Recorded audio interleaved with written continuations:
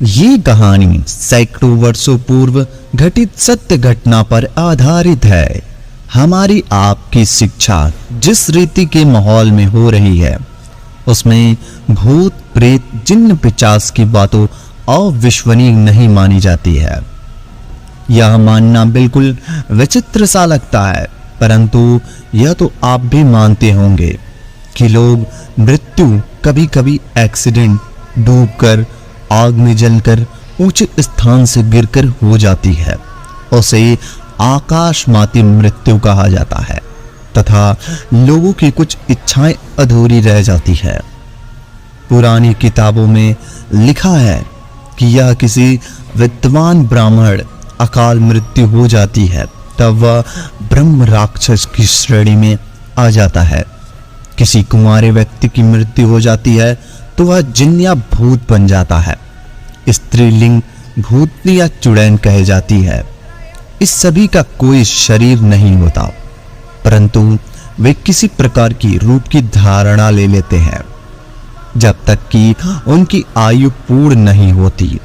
ये पृथ्वी लोक में भटकते रहते हैं तथा बाद में कर्मानुसार स्वर्ग नरक में चले जाते हैं। ऐसी ही यही कहानी है एक ब्रह्म राक्षस की। यह कहानी एक सत्य घटना पर आधारित लेखन लिखी गई है जो मनोवैज्ञानिक आधारित पर रचित है। यह कहानी शहर तथा गांव के जंगलों में आरंभ होती है। नमस्कार दोस्तों, राउंड हॉरर में आप सभी का स्वागत है। मैं लेकर आया एक ऐसी कहानी जिसे सुनकर आपकी रोंगटे खड़ी हो जाएंगे। अगर इस कहानी को आप अकेले सुन रहे हैं तो अभी स्किप कर दीजिए और सुबह सुन लीजिएगा।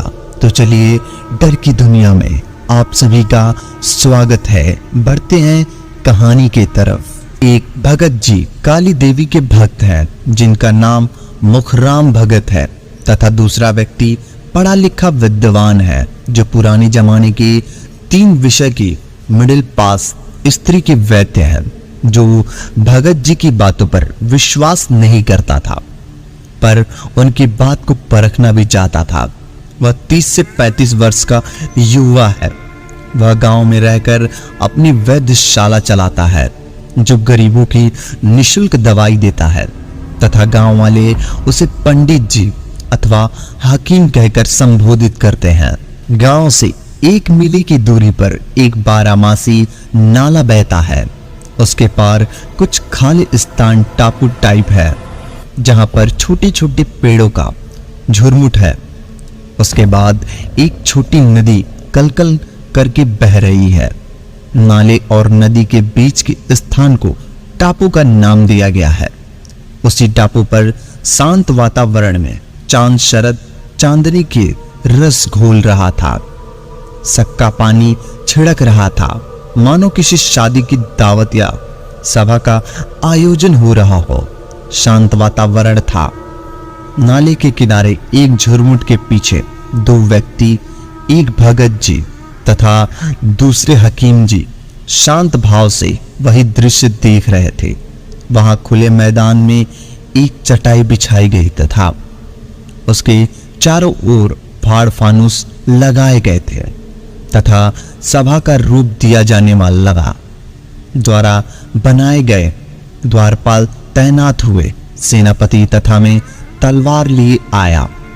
साथ में कुछ सैनिक भी थे। सेनापति बैठा और सैनिक की क्रमबद्ध पंक्ति में लग गई।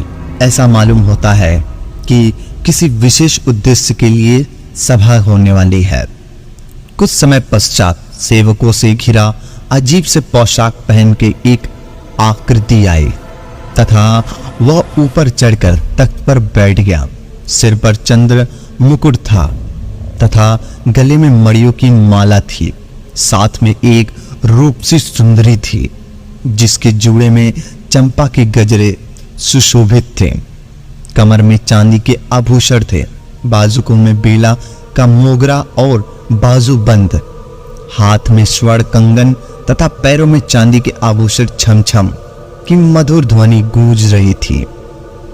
बहरहाल सभा को शोभा मन में भा रही थी। सामने नृत्यकी अपने मधुर स्वर में ढोलक के थपथपा पर गाकर नृत्य कर रही थी। वातावरण दिलकश मनमोहक था। नृत्य के बाद मिष्ठान का वितरण हुआ। एक अधिकारी बोला, भाई उधर देखो। दाई और झुरमुट के दोनों शांत स्वभाव के एक व्यक्ति बैठे हैं जो वर्तमान समाज के हैं। उन्हें भी मिष्ठान विवरण कर लाओ। दो कर्मचारी गए। पलाश के दोनों मिष्ठान रखाए, परंतु दोनों व्यक्ति ने मिष्ठान के दाने तो लिए परंतु खाए नहीं। कुछ समय पश्चात एक अनोखी सभा जुड़ी। सभी जन अपने अपने नाम स्थान का वितरण देते गए और बैठते गए। अंत में एक उच्च अधिकारी कड़ी आवाज में बोला, वजीरे आजम, सभी जन दिखलाई दे रहे हैं, लेकिन पूर्व के सलाहकार सही दिखलाई नहीं दे रहे हैं, जिनका नाम दो है। एक मुख्य अधिकारी बोला, हुजूर, वह तो इश्क में मकसूर होकर कलियावाली के जंगल में नव यौवन सुंदरी के बाहों के लिए इश्क फरमा रहा होगा। मैं उसे सूचना दी थी तो वह बोला, चंचल तुम चलो, मैं सभा में पहुंच रहा हूं, परंतु नहीं आया हुजूर। मैं क्या करूं? ऐसा कहकर चंचल बैठ गया। वह नहीं आया। उसने हुक्म अदली की, उसके गुनाह किया है। हुक्म होता है 4 सैनिक जाएं और बांध कर ले आए। सेनापति बोला, जनाबे आला, वह बहुत ही ताकतवर है, 2 सैनिक के बस में आने वाला नहीं। साथ में सेना नायक को भी भेजा जाए। मुखिया के आदेश दिया और सैनिक को सेना नायक प्रस्थान करो और उसे बलपूर्वक लाओ और उसे अगले माह के सभा में हाजिर किया जाए। सभा समाप्त होती है। सभी जन खड़े हो गए और मुखिया सहित अदृश्य हो गए। सुबह के लगभग 4 बज रहे थे। गांव में मुर्गा बांग दे रहा था। साथ में मुल्ला वे अजान दे रहे थे। अजान की आवाज पास के गांव आ रही थी। प्रातःकाल होते हुए दोनों व्यक्ति देख रहे थे, जिससे एक 70 वर्ष का भगत तथा दूसरा 35 वर्ष के वैद्य था। भगत अविवाहित था, जिसे शमशान में बैठकर भैरव, हनुमान, शिव शक्ति, काली माता की भूत प्रेत सिद्धि थी। दूसरा युवक वैद्य होने वाले साथ साहसी भी था, जो यह जानने की इच्छुक था कि भूत सभा क्या होती है।